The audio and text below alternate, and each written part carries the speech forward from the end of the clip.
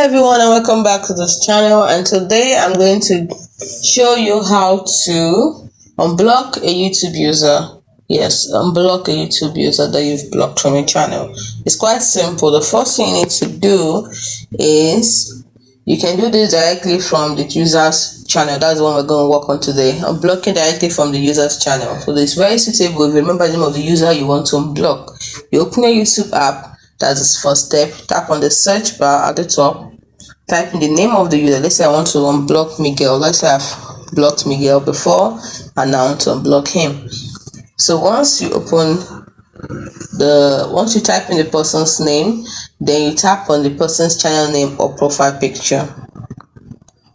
So I tap on this to open it here, and next thing you're going to do, you're going to tap on the three dots at the top right corner. Yes, here it is. Then normally if I blocked him, you see hide. It should not be hide user from my channel. Instead it will be unblock user. But because I've not blocked him before, that's why you can see hide user from my channel. So instead, what you will see if you have actually blocked that person is unblock user, and then you tap on it. It's as simple as that.